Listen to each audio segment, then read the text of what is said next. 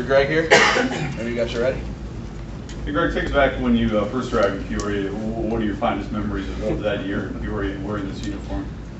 Well, I think that was, the first time I really had to grow up. Is what I remember most about it was, rookie ball. They kind of had places for us to play or stay and all that. Here, you had to go out, get your first apartment, and find some roommates, learn how to budget your money a little bit, and that's what I remember most about it. And then obviously, some of the games as well. When people ask you about Peoria, even today, what do you tell them? I liked it. I thought it was fun. When you compare it to the other stops in the minors, it's a good place to play. I mean, you had success here. Did you prove something to yourself as a pitcher that your first full year of pro ball? Did you prove maybe you thought maybe you had a chance when you left Peoria? Or? Yeah, I was a little concerned with I was pretty small, so I didn't know how it would hold up if I threw 150 plus innings at the time, and that's one of the first things you learn about pro ball. It's every day, and it's not like playing Legion or playing high school ball where you play a couple times a week.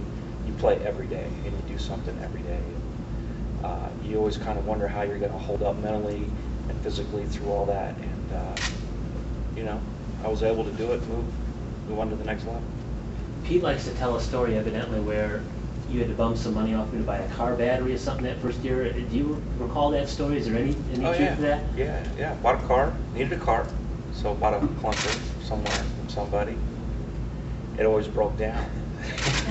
I think Pete was the only one I knew, and Pete was real good about that. He got my wife a job.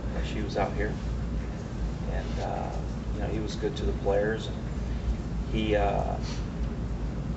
did more than he had to for us, and that's something that we always appreciated. Well, how does it feel to have your jersey retired here? Talk about that honor. Yeah, it'd be pretty cool. It's this is kind of, I know I played like a half season of rookie ball, but I feel like Peoria is kind of where I started, because that's when you had the off season to prepare, and you try to get ready for the following year, and I kind of feel like I started here. With rookie ball, kind of everything kind of happened so fast, and I was only there for like 2 months and it was over. So it's going to be pretty cool. Is this the first week that you've been back to Peoria, Illinois since 1985? Yep. What do you think now? It's bigger than I remember. It's been 25 years. I must have stayed on the other side because I don't remember the water. That's just I actually asked the wife, you remember water being over here? She didn't remember it either. So, but back then it was, you get to the park at 2 o'clock, you go home, you sleep till noon, and you don't really see much other than, your favorite fast food restaurant in the ballpark, and that's how it was back then. You pick something to eat on the way to the park, and you spent your 10 hours at the ballpark and went home and hung out with the guys a little bit, and did it again the next day. You were married when you were here? Wasn't married, but that was your future wife? At the time she came out. She came out when she got out of college, out of school for the summer. What about working with the current Chiefs and the current minor leaguers? What do you try to stress? Are you hands-on, real active with them, or how much do you enjoy that, and what do you try to do? Well, you just, if there was an experience you had in the past, and if it's something you can pass down, you pass it down. All the mistakes that they're making, I've already made 100 times. So, you try to, if I make it 100 times, maybe you can tell them about it, and then only make it, 4 or 5 times. So that's kind of what you do. You just try to speed up learning a little bit and just limit the mistakes, because everybody's pretty good, and it's like the guys that make the fewest mistakes are the ones that move up. It's not so much that this guy's better than that guy or whatever. It's just the guy that can kind of be the most mistake-free will be the one to have the most success over the course of the season. and probably more. So you just try to limit mistakes. You were known as a pretty cerebral pitcher. Some of that start here, was there a coach here that influenced you at all? Yeah, Jim Wright was my pitching coach when I was here, and he asked me if I could throw a fastball down the way, and said never tried. So we started trying that, started having success with that, and that sped me up. That was something that he knew that I didn't know at the time that would help speed my progress up. And it was a pretty good tip, because what I learned in Peoria, I think I was doing my last week when I was with the Dodgers, years later. Does this sort of almost bring you back full circle? I mean, you started learning to be a pro here in Peoria as a player, and now coming back on the other side as being an instructor and in the front office. Yeah, I'm trying to learn, right now, I mean, I'm trying to watch and learn and learn from the coaches that are here, the instructors that are here. Everybody knows something about baseball that you don't. And that's kind of what you try to get, when you're around these different coaches, instructors that the Cubs have.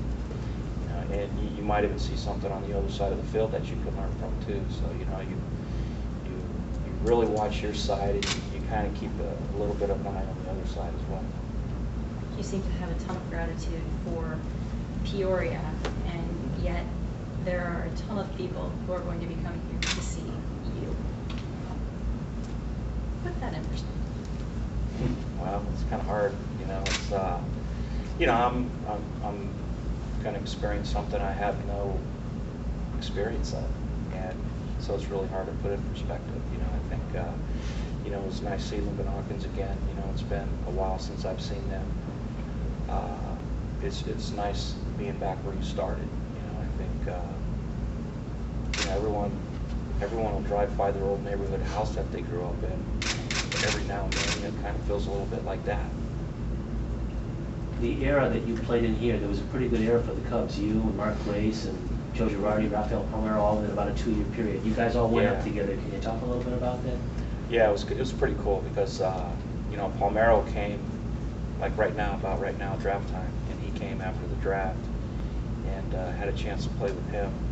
His first weeks of pro ball, and became pretty good friends. He ended up being at my wedding. So our shortstop, Bob Mandeville, was here as well. I saw him last week, played a member guest with him, in California. So, the friendships you make along the way, they can last forever, and that's pretty cool. Jeff Schwartz was on that team, Jackie Davidson. Guys I've kept in touch with in the past. Schwartzy a little bit more than Jackie, and you always run into people, and you ask about them, and try to, so it's just things like that back then when you're 19 years old and scared to death to get sent down because you got to go back to Vegas and get a real job. It's just things you don't think about it, and you come to appreciate it a little bit more as time goes on. What is it about the Cubs organization that guys like you and Rhino and Jody Davis go back to work? 'Cause, I mean, you don't have to do it, but it's something you want to do. You just like baseball. It's what you know. You don't know any different. I've played baseball or been associated with it, since high school, and lucky enough to never have to go get a real job. It's all you know, and you appreciate the game. You appreciate the players that are playing the game. You just appreciate the life, and just because you can't play it doesn't mean you have to give up the game. And I think that's probably why you'll see guys that don't need to be in it, but still want to be